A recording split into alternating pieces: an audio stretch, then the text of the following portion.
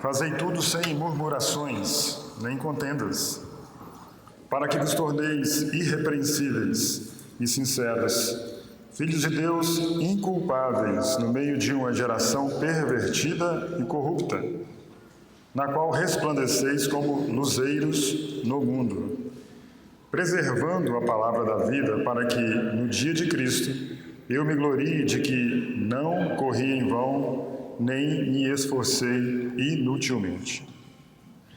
Cantamos, ó Deus, louvores, honra, glória, todas as ações de graças ao Teu nome, porque, de fato, podemos reunir aqui em nome do Teu amado Filho, nosso Senhor Jesus, e nele nós temos todas as coisas que nos conduzem à santidade, à piedade. Em Cristo Jesus nos foram dadas todas as coisas. Ó Deus, e pedimos que, neste momento, na leitura e no compartilhar da Tua Palavra, fale aos nossos corações, forme o caráter de Cristo em nós, que a Tua santidade possa ser promovida nas nossas vidas. Dá-nos um ambiente, Senhor, que possamos ouvir a Tua Palavra e sermos edificados. Lança por terra, Senhor, todos os Teus inimigos e dá-nos ambiente com a graça do Espírito Santo. Oramos no nome de Jesus. Amém. Versículo 14. Fazei tudo sem murmurações nem contendas. Na verdade, a partir do versículo 14, é uma continuidade do mesmo assunto que o apóstolo tem tratado com os filipenses. Nós não podemos isolar esses textos das Escrituras, uma vez que existe um assunto a ser tratado com os filipenses. Existe aí, desde o versículo 12, o apóstolo está falando a respeito de desenvolvimento da salvação, do desenvolver a salvação com temor e tremor, que ele coloca que Deus é aquele que opera em cada crente, em cada pessoa que creu, o querer e o realizar. Deus é aquele que põe boas intenções no seu coração. Deus é aquele que põe desejos, pensamentos, sugestões, atos, tudo o que são ideias e aspirações santas, nasce do próprio Deus. É o próprio Deus quem coloca isso em nós, para que toda glória seja dada a Ele. E agora, então, a partir do versículo 14, o apóstolo vai falar sobre o resultado da obra de Deus em nós. O fato é que Deus começou uma boa obra em cada um de nós. Nós sabemos que um dia fomos salvos em Cristo Jesus. Mas agora, uma vez que estamos desenvolvendo a nossa salvação e sabemos que tudo isso vem de Deus, se requer daqueles que creram e daqueles que têm desenvolvido a sua salvação, um resultado dessa salvação, fruto dessa salvação. Uma vez que nós somos livres da culpa do pecado, estamos agora nos livrando do poder do pecado, tem que ter resultados, tem que ter uma expressão de tudo isso. É hora de demonstrarmos a nossa salvação. As pessoas precisam ver a salvação em nós. As pessoas precisam ver o resultado dessa salvação que estamos anunciando e que o apóstolo tem falado aos filipenses. Filipenses, desenvolvam a salvação de vocês. Deus colocou já em vocês, providenciou por meio da graça de Deus, do favor imerecido, essa salvação. Ele deu essa salvação a cada um de vocês. Vocês não foram salvos por obras, mas foram salvos pela fé, que vem de Deus, tudo provém de Deus. Ok? E agora então, a partir do 14, nós vamos ver o resultado. Fazei tudo sem murmurações, nem contendas. Eis aí a aplicação, ou aquilo que as pessoas vão ver em nós, uma vez que nós dissemos que somos salvos, que Deus começou uma maravilhosa salvação nas nossas vidas. E Paulo, ele sabe contextualizar os seus escritos. Ele é inspirado pelo Espírito Santo. A palavra de Deus, ela é inspirada pelo próprio Deus. E o apóstolo sabe aplicar essa teologia. O apóstolo nós sabemos, os irmãos, nós conhecemos a história dele. Ele é aquele que cresceu aos pés de Gamaliel. Ele é aquele que foi instruído em toda a lei dos judeus. No capítulo 3 ele vai falar sobre isso, que ele era um judeu por excelência, um fariseu por excelência. Ele sabia da história, do contexto de Israel. E aqui, quando ele cita esse exemplo de fazer tudo sem murmurações e contendas, está na mente do apóstolo a história do povo de Israel. Ele sabe, ele conhece as escrituras do Velho Testamento, ele conhece a história do Filho de Deus, ele conhece a experiência de cada igreja por onde ele passou, ele conhece a luta de Corinto, de Roma, dos Efésios, dos próprios Filipenses, dos Tessalonicenses, das igrejas da Galácia. Ele conhece toda essa luta que eles têm em se santificar ou desenvolver a sua salvação. Ele sabe, por experiência própria, das lutas que ele tem, dos ataques que ele tem diariamente, que o cristão tem diariamente. Coisas nos atacarão, coisas se levantarão contra os filipenses, contra cada cristão, para que ele não mostre a salvação, ou a tão grande salvação que Deus fez por cada um de nós. E aí no versículo 15, no meio do versículo, ele fala assim: filhos de Deus. Antes de nós falarmos das murmurações, das contendas, Paulo ele lembra aos filipenses, na verdade desde o capítulo 1 ele tem falado sobre isso, que essa obra da santificação, ou melhor dizendo, esse trabalho da justificação, primeiramente, na vida do homem, tudo nasceu de Deus. E Deus, quando justifica alguém, essa pessoa passa a ser filho de Deus. Por que isso que Paulo lembra aos filipenses, ou Paulo lembra isso praticamente em todas as igrejas? Porque existia, e existe ainda hoje, muito mais recente, o ensino, a teoria sobre a paternidade universal de Deus, ou também a teoria da fraternidade universal dos homens.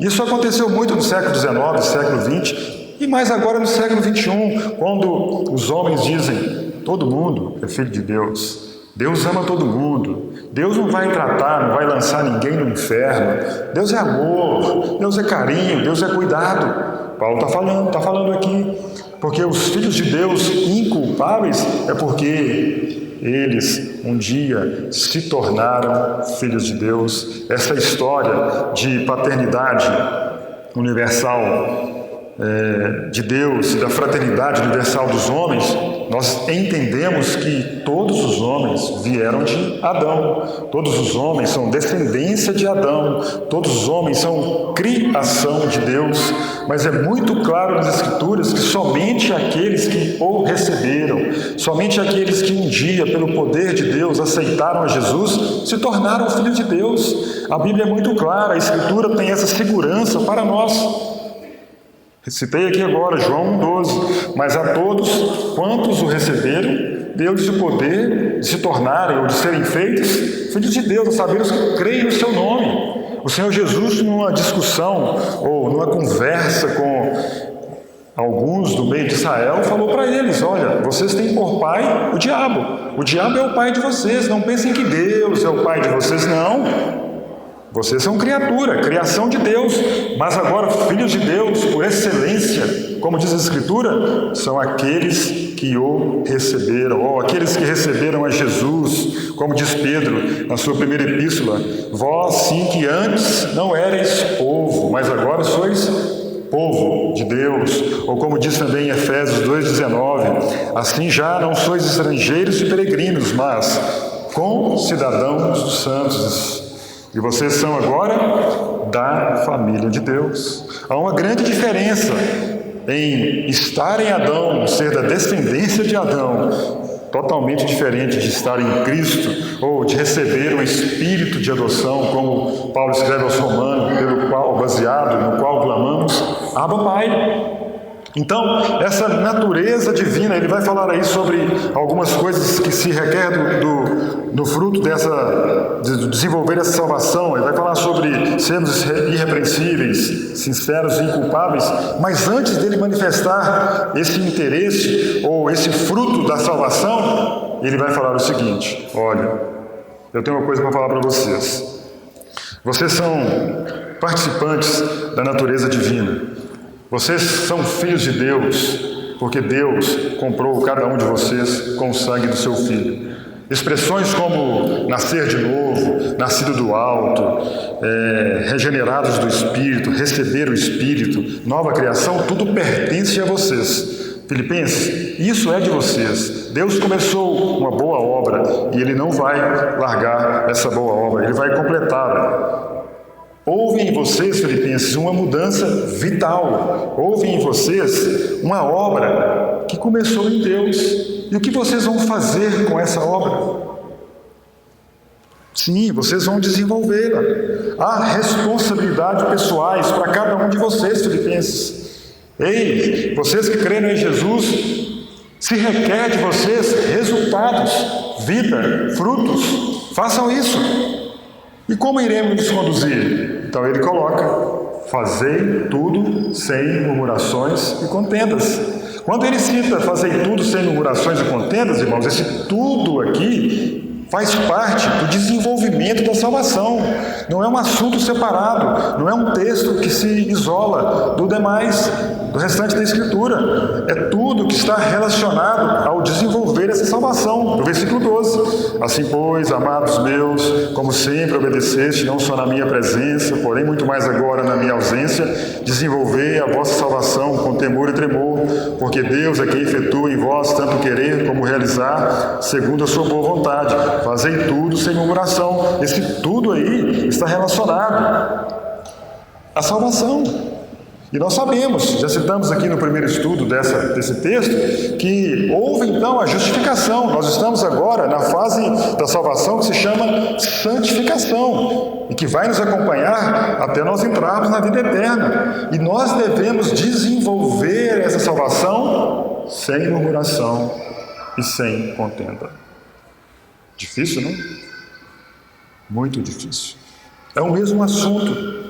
E ele está querendo então trazer, a mente do apóstolo está ligada à história de Israel no deserto, quando ele cita esses termos, murmurações, que no Velho Testamento fala sobre o povo de Israel, e sempre houve murmuração naquele povo, sempre houve contenda naquele povo. O apóstolo está querendo trazer isso aos filipenses e para nós também. Irmão, se houve um povo que foi agraciado por Deus, foi o povo de Israel. Os irmãos se lembram de toda a história, os salmos contam sobre isso. Salmo 106 fala sobre a glória de Deus em retirar o seu povo do Egito, ou melhor dizendo, antes disso, de chamar Abraão, separar Abraão como nação, de Abraão fazer uma grande nação, tão numerosa como as estrelas dos céus e a areia na praia. Nós sabemos então a descendência de Abraão, Isaac, Jacó, José, a escravidão no Egito, o clamor daquele povo por ser salvo e liberto por Deus no Egito. Deus tira aquele povo dali, faz promessas para eles, diz para eles que eles são raça de Deus, um povo escolhido, uma nação santa. Ali no Velho Testamento já há essas expressões a respeito do povo de Deus sendo tirado do Egito, sendo conduzido para a terra prometida. Mas nós sabemos quantas foram as murmurações daquele povo. Aquele povo clamou a Deus para ser liberto do Egito. Aquele povo clamou a Deus para voltar para o Egito. Aquele povo clamou a Deus querendo água, reclama da água. Aquele povo murmura de Deus sobre não ter comida. Aquele povo murmura de Deus porque Deus só dá o maná. Que povo inconstante! E essa palavra, murmuração, ela diz respeito a queixume, desprazer, um estado de descontentamento contra Deus. Salmo 106, 25. E murmuraram contra Deus. Aquele povo era um povo que viu os sinais de Deus, toda a ação de Deus, o poder de Deus no meio dos egípcios. Quantos sinais foram aqueles? Moisés diz Que povo tem um Deus tão achegado a si como nós temos o nosso Deus? Mas aquele povo via todos os sinais de Deus, toda a salvação de Deus. E no Salmo 106, Deus é chamado de o Salvador de Israel. E aquele povo vai para suas tendas, vai para suas cabanas e murmuram contra Deus. Se levantam contra Deus. Ah, que saudade dos peixes do Egito que comíamos de graça. Ah, que saudade dos alhos, dos melões, das cebolas. Eu quero voltar para lá. Se levantaram contra Deus, murmuraram contra Deus, levantaram contendas no seu coração, se rebelaram intelectualmente contra Deus, contra os servos de Deus. Os irmãos se lembram disso? Levantaram-se contra contra Moisés, levantaram-se contra Arão, contendas. Não, Deus escolheu só Moisés, não. Deus escolheu só Arão, não. Tem mais gente santa, contenda. Murmuração, contenda. Vejam que aquele povo, a figura do Novo Testamento, foi salvo por Deus, foi separado por Deus. Deveriam desenvolver essa salvação quando peregrinos no deserto, quando estavam na Terra Santa, mas sempre um coração duro, um coração de insatisfação, de descontentamento contra Deus. E Paulo está falando aqui para os filipenses: olha, assim como Deus tirou o seu povo do Egito, Deus salvou vocês. Deus deu a salvação a cada um de vocês. Começou uma obra de transformação, de vocês agora serem santificados até a entrada na Canaã celestial, na glória eterna. E como que vocês vão andar? E ele diz então: fazei tudo sem murmuração e contendas. Deus não terminou o que começou com vocês. Deus não terminou o que planejou para vocês, assim como foi com Israel no deserto. Os irmãos se lembram do trabalho de Deus em arrancar o Egito do seu povo.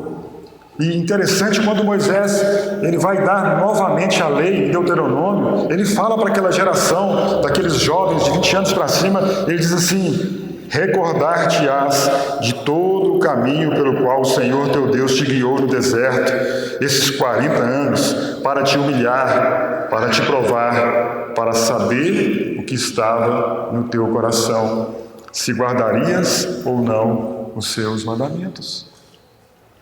Quando Deus tirou o povo do Egito, Ele tinha planos para aquele povo, trabalhar o coração daquele povo, saber o que estava no coração daquele povo, se aquele povo iria reclamar quando estavam sem isso ou sem aquilo, quando tinha um inimigo do outro lado, como que eles iam, o que estava no coração deles, diz o texto, para saber o que estava no teu coração, no coração daquele povo. E da mesma forma, em nós, esse desenvolvimento da salvação, essa santidade na qual estamos nela neste momento, vai refletir tudo isso, irmãos. Nós não podemos ser como aquele povo que reclamou, que murmurou por tudo. Está no Egito, murmura. Está na terra prometida, murmura. Está debaixo da graça, murmura. Nós não conhecemos os intentos de Deus. Quando as pessoas murmuram, elas não se submetem ao propósito de Deus. Elas não conseguem, elas se levantam contra Deus dizendo: não, Deus, você deve estar enganado, você não está sabendo o que está acontecendo comigo. Quando as pessoas murmuram, fazem isso. E nós somos propensos a isso. Deus nos coloca em lugares e murmuramos. Deus nos coloca com pessoas e murmuramos. Deus nos coloca em tantas coisas e murmuramos. E Paulo está dizendo: desenvolva a salvação.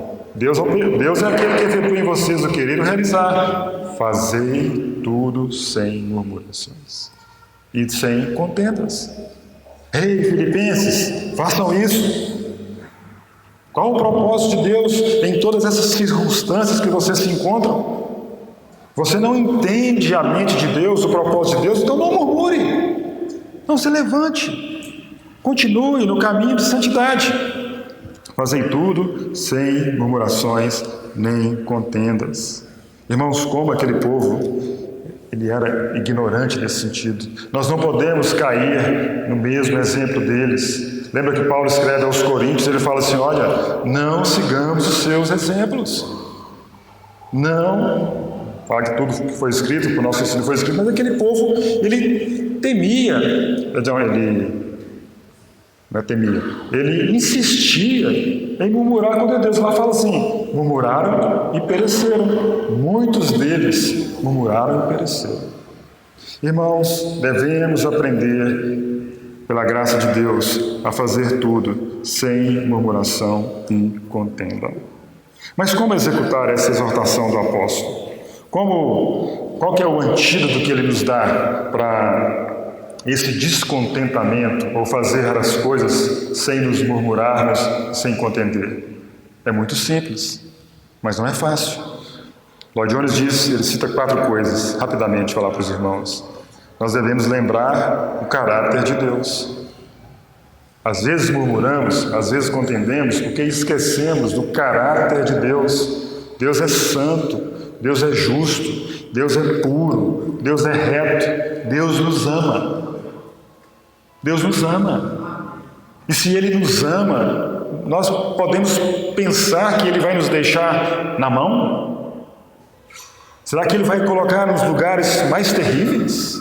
Se Ele nos colocar, é para um determinado fim, como fez com o apóstolo, como fez com tantos outros dos seus servos na história, do Velho Testamento, do Novo Testamento, na história da igreja. E o nosso coração, como vai responder a isso? Lembra que Ele fez com Israel, para saber o que estava no teu coração.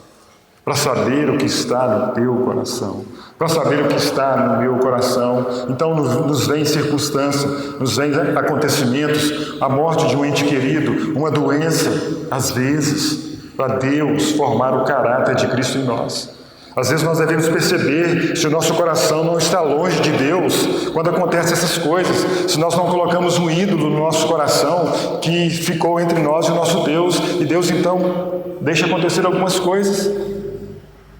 Mas o que acontece com o nosso coração? Como o de Adão. Lembra de Adão? Pecou. Aí Deus apareceu para ele. Não. Já murmurou. Foi a mulher que o Senhor me deu. Se o Senhor não tivesse me dado essa mulher, se o Senhor não tivesse me dado ela, murmuração desde o princípio. Murmuração. O sol está aqui, que está quente demais, mas está frio demais, mas está alto demais, mas está baixo demais, mas o emprego, o salário está pequeno. O salário... Já observaram que nós não murmuramos quando estamos em Caldas Novas, descendo nos tobogãs? Águas quentes. Já observaram? Ninguém murmura. Quando está na estrada, viaja, chega ao seu destino, ninguém murmura.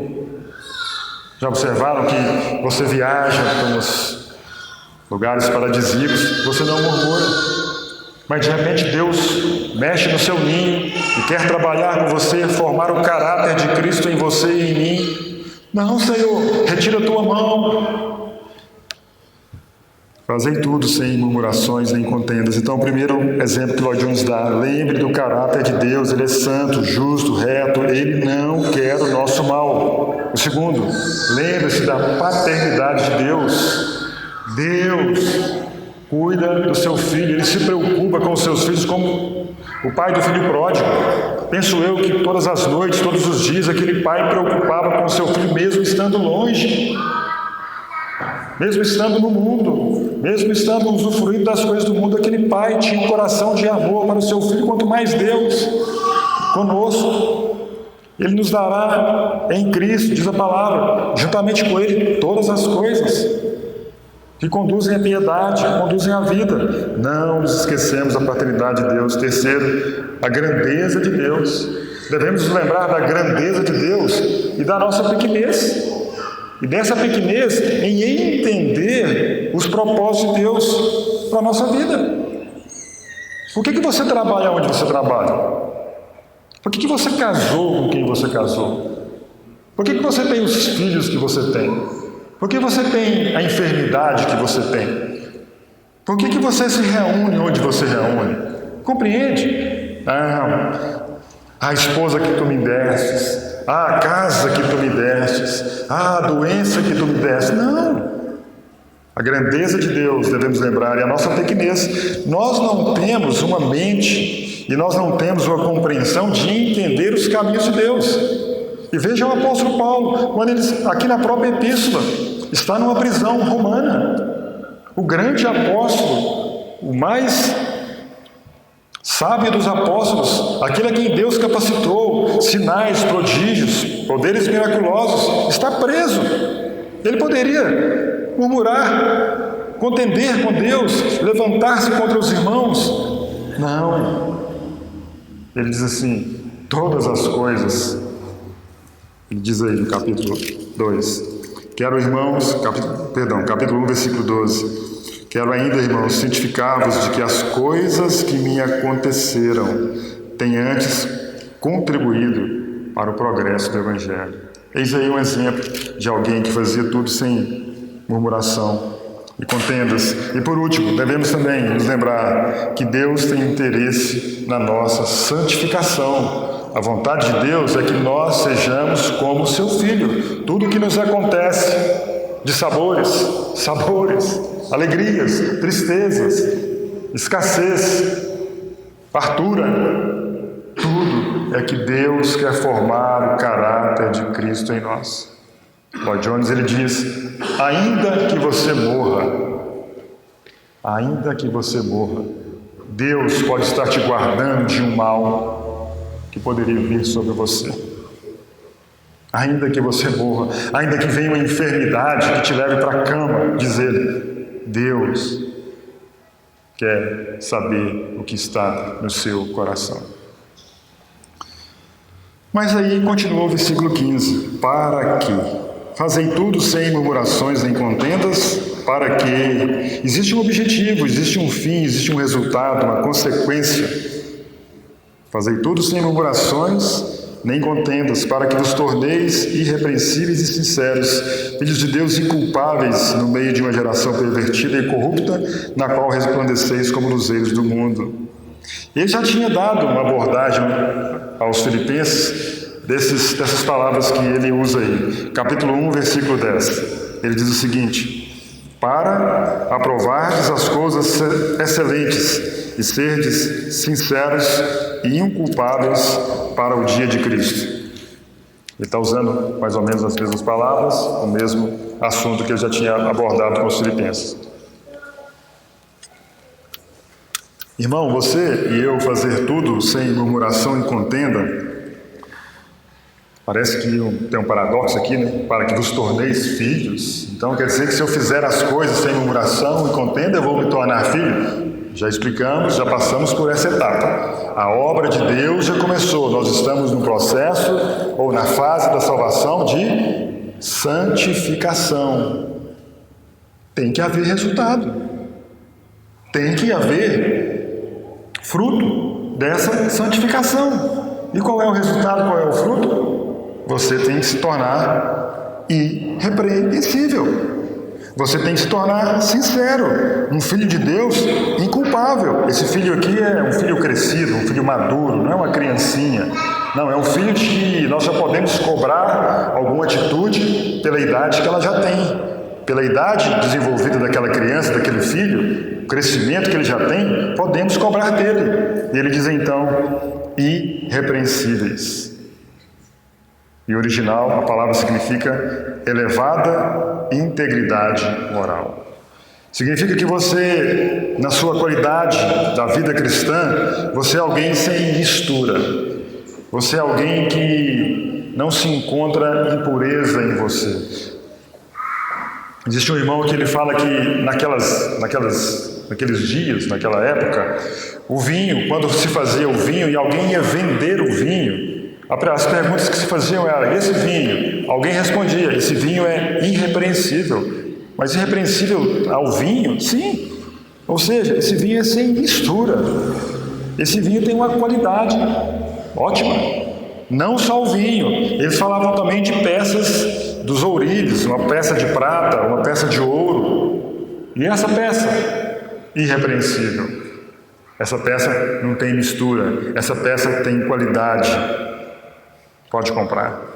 Da mesma forma, nós, cristãos, uma vez que nós estamos nessa santificação, nós devemos ser irrepreensíveis. Não estou dizendo aqui, irmãos, que você não tem pecado, que você não peca. Mas o fruto que se requer de você é que as pessoas olhem e não achem nenhuma mistura, não achem nenhuma contaminação, não haja nenhuma dúvida. Será? Mas será mesmo? Será que pode confiar? Esses dias eu vi ele em tal lugar e ele dizia também, sinceros, irrepreensíveis e sinceros. Ou seja, tem que haver uma honestidade, uma transparência. Você não vai esconder os erros. Já citamos aqui, como estudamos o capítulo 1, sincero. O Sérgio Otávio também já falou aqui outra vez sobre o termo sem cera. Ou seja, você não esconde aquilo que você é. Você vai diante de Deus e ou as pessoas devem te ver não com aquilo que você esconde, que você quer esconder dos homens. Ser sincero é você ser honesto. Não é você passar por aquilo que você não é. Não. Você é sincero. Onde quer que você vá. Você é sincero no meio dos irmãos. Você é sincero em casa. Você é sincero na escola. Você é sincero nos seus negócios. Você é transparente. Você não esconde os seus erros. E ele diz aí também, inculpáveis. Filhos de Deus, inculpáveis. Sem tropeço. Sem dar motivo de tropeço para quem quer que seja. Sem ser motivo de escândalo para os irmãos ou para o mundo. Você então é inculpável. Vejam, irmãos, que essa tão grande salvação iniciada por Deus, ela requer esses resultados na nossa vida. O que acontece muitas vezes é que hoje as pessoas se dizem cristãs, se dizem filhos de Deus, se dizem evangélicas, se dizem estar na presença de Deus e elas têm uma intimidade verbal. É papaizinho para cá, é papaizinho para lá, mas não existe um relacionamento. Hernandes Dias Lopes, ele usa essas duas expressões. Existe uma intimidade verbal, mas uma distância relacional.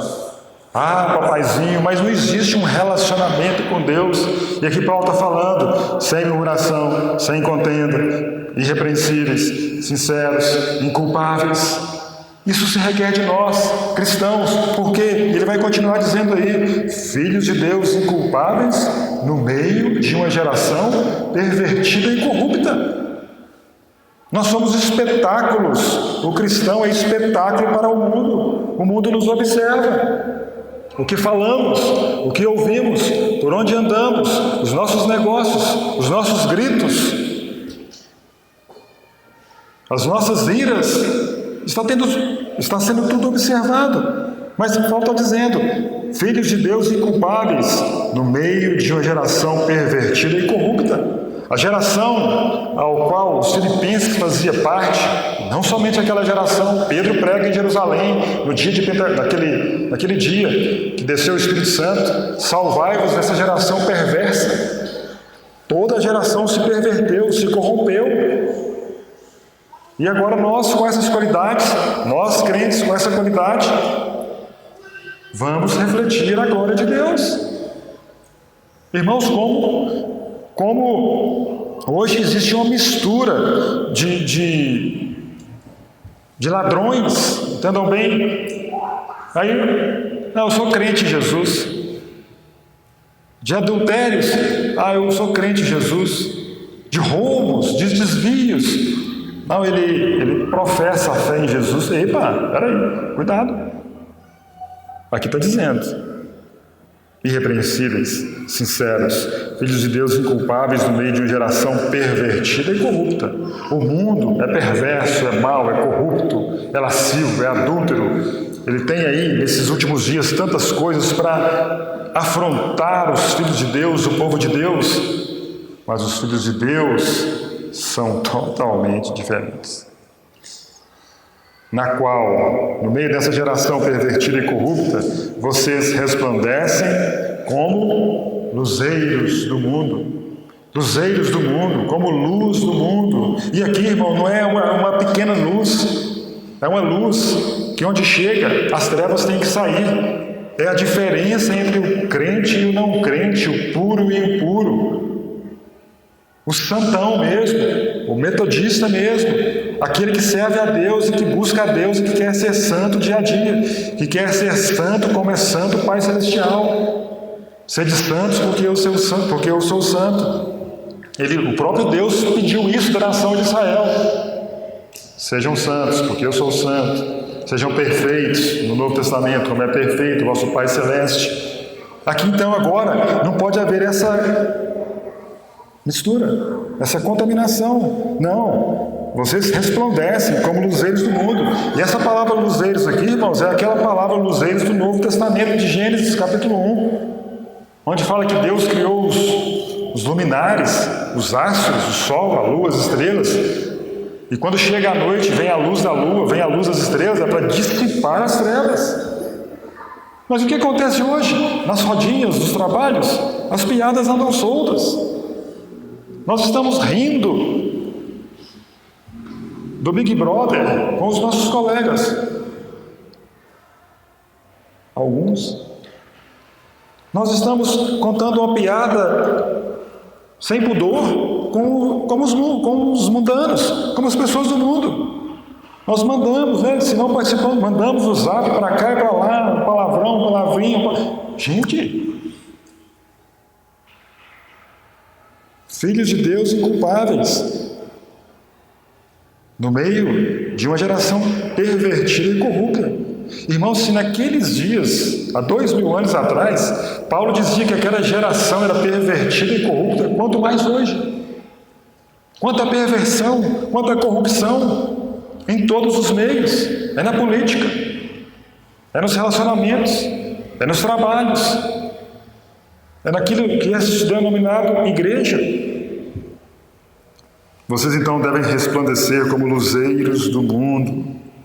Há uma diferença entre vocês dissiparem as trevas, as obras infrutuosas das trevas. Isso faz parte dessa santificação na qual vocês estão desenvolvendo.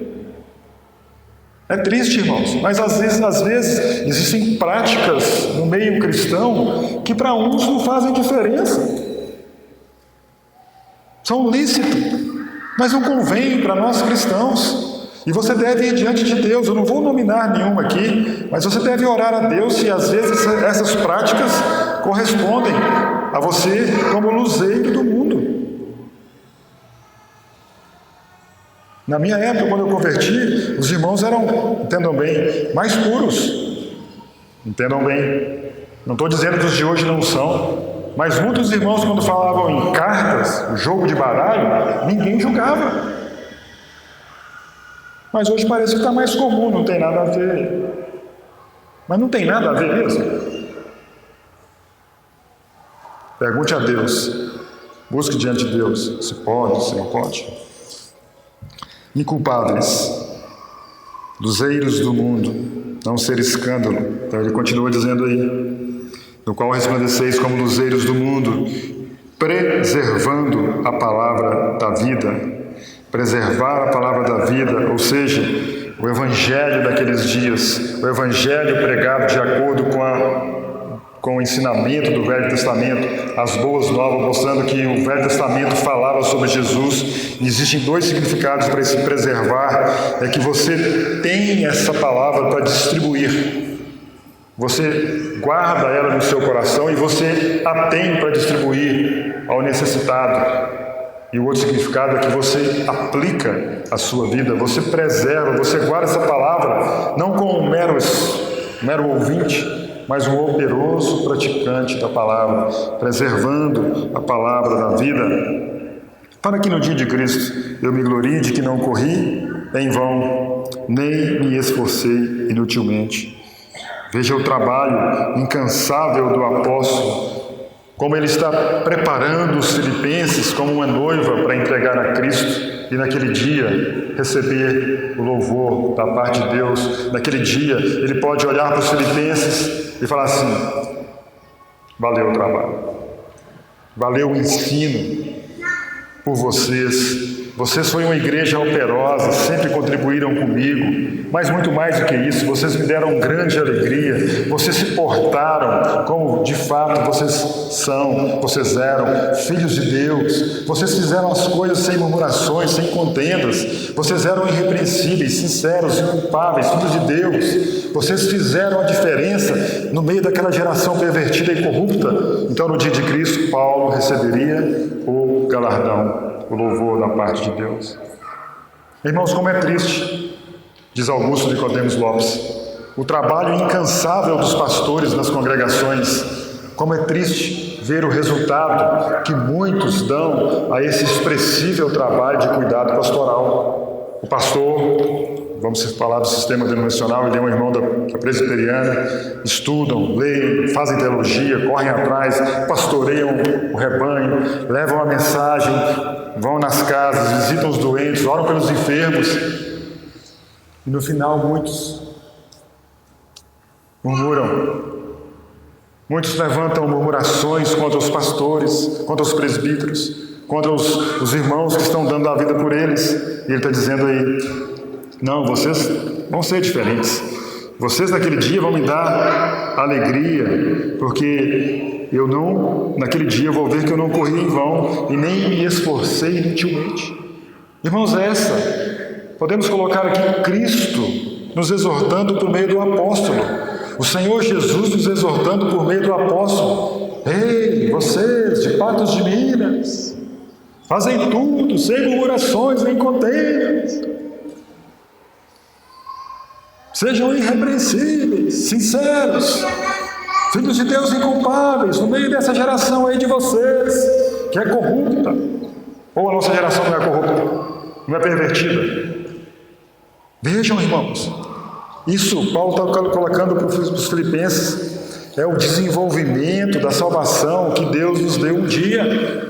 Temos o nosso livro escrito no livro da vida do Cordeiro, que foi morto desde a fundação do mundo. Mas um dia nós chegaremos, como o apóstolo Paulo, no dia de Cristo. E qual foi o trabalho do Espírito Santo nas nossas vidas? Sim, Jesus não se esforçou inutilmente. O Espírito Santo não trabalhou inutilmente. Ele formou o caráter de Cristo em nós. Vejamos como estamos andando no nosso trabalho. Como é que está aí o nosso trabalho? Como nós temos sido luzeiros no nosso trabalho, no nosso casamento, nos relacionamentos. Nós não podemos ter uma má fama. Ih, rapaz, nossa, aquele lá, aqui é pintor? Ixa! Aquele eletricista? Aquele gerente? Aí, você não conhece ele. Aquele corretor? Ao contrário. Não, aquele pintor. Não, pode confiar naquele pintor. Aquele eletricista? Pode confiar naquele eletricista. Ele é um servo de Deus, ele é diferente. Eu acho que ele é diferente porque ele é crente. Porque ele serve a Deus, ele tem o temor de Deus. É isso, irmãos, que cabe a nós no desenvolver essa salvação. Que Deus nos guarde, que Deus nos abençoe, que Deus ganhe os nossos corações e que essa obra dia a dia seja feita nas nossas vidas, para que o louvor seja dado a Deus.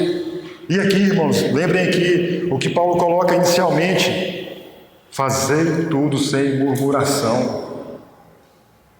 Veja como somos propensos a sermos iguais aos israelitas, mas Deus vai fazer isso com a gente. Você agora não vai mais murmurar, você vai dar, em tudo dai graças. Em tudo dai graças, porque essa é a vontade de Deus para convosco. Olha, em vez de murmurar, de contender, em tudo dai graça. Em tudo dá graça pela minha esposa. Aleluia, glória a Deus. Amém, Senhor. Em tudo dá graça por um emprego que eu ganho só salário mínimo. Amém, glória a Deus, aleluia. E dou o dízimo. E quantas outras coisas. Que Deus os abençoe, que Deus os ajude, que Deus os guarde e que, irmãos, a nossa vida seja conforme o apóstolo disse. Sejamos guardados por Deus, sejamos usados por Deus para dar boa razão da esperança que há em nós. Em nome de Jesus, amém.